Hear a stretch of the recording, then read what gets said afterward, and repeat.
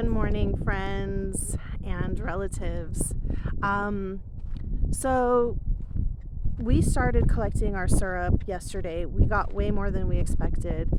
We've been putting them in 5-gallon food grade buckets, and we made some syrup yesterday. It took a long time, so I would say about 5 gallons of syrup yielded 1 pint.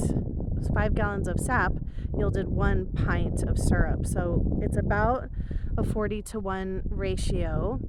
The taste was maple syrup, and it was delicious. It's different than store-bought. Normally when we would buy like pure maple syrup, we would try to buy the organic, the good stuff. It's quite expensive, as everyone knows.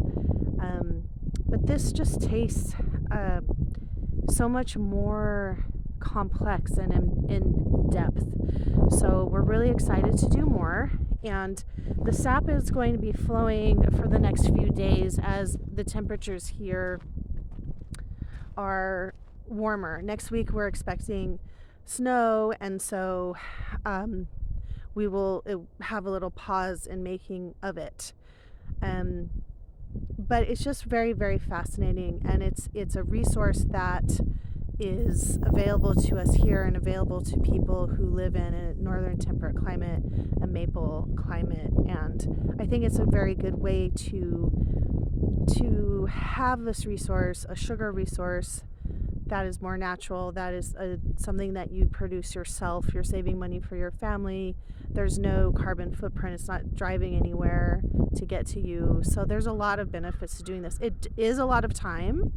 So the person who's boiling the sap has to be monitoring it, and especially in the later stages, monitoring it. So we'll take you along and sort of show you and kind of explain. And if you have any tips or suggestions for us, if you have done this before, we'd love to hear about it. So here we are boiling the next batch of 5 gallons of sap. We purchased this large stock pot, and as you can see, it's boiling down. Ed has been skimming off the foam from it, and just getting that out of there to keep it as clear and pure as possible. We're not thrilled about having to use propane to do this, but it's what we had on hand, and it's how we're able to do it. This is a camp stove that we've had from before.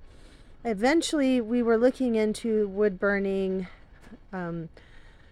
maple syrup production type stoves, because we do have an overabundance of wood here that we can use, but those stoves are quite expensive. So not thrilled at this input, but we're using what we have, and we're kind of leapfrogging however we can to do that. So boiling it down here probably takes maybe I'd have to ask him 5 hours or so to boil it down, and then we bring it inside and finish it off on the stove inside. But you want to make sure that you're doing it outside, because the steam here is full of sugar. So if you were to do it say inside the garage with the door open, or even in your kitchen, you're going to make everything super, super sticky. So while we're waiting for our sap to boil, let's go check out one of our other trees and see how it's doing. This bucket, this tree I should say, was doing quite well.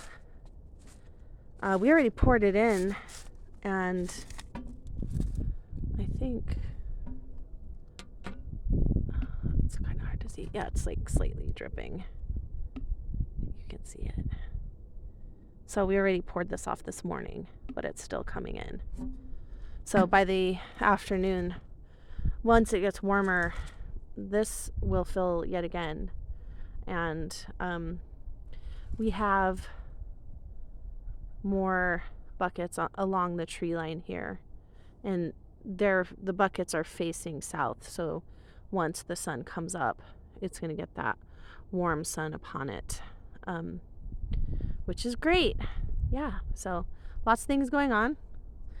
compost, early survival garden and such. But we're excited for this project and for a pancake breakfast this weekend. So the next process is boiling the sap down into the actual maple syrup. So we've boiled this huge pot of 5 gallons of sap, and we're boiling it down and down and down and down. And we want to make sure that the temperature is around 217 degrees Fahrenheit. And once we reach that point, we are going to pour our now syrup, our maple syrup, into our jar so that we can preserve it. And you can preserve it by sealing the jar or just putting it in the fridge. And because it is a sugared syrup, it's going to be shelf stable for quite some time. And it's just a very complex, very delicious, super enjoyable. I've never quite tasted anything like it. It's definitely maple syrup, but it's also like the vita of your land and your work, the fruits of your labor.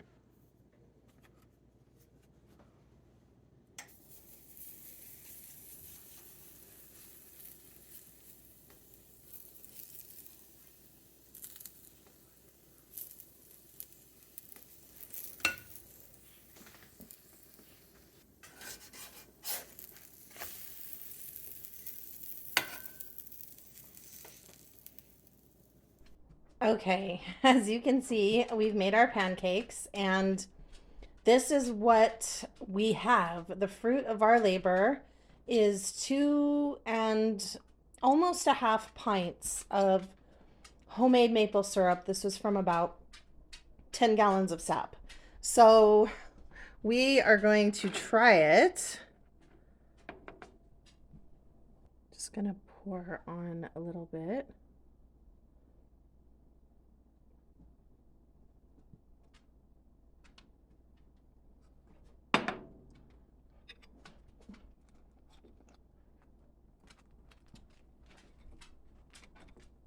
Sort of see.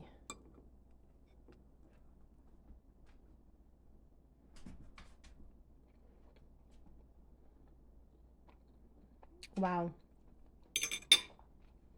That's really good. That is super, super good. So, fruits of our labor.